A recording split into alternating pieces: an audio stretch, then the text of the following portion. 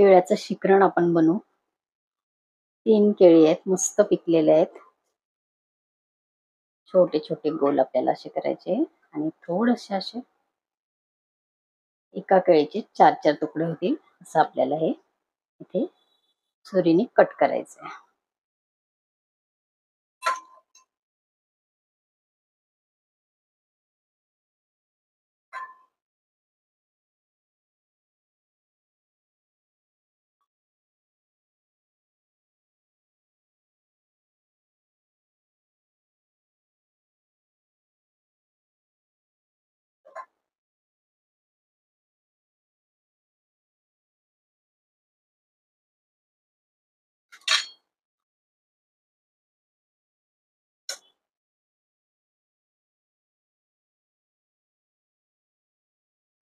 यामध्ये घालायचं आहे 2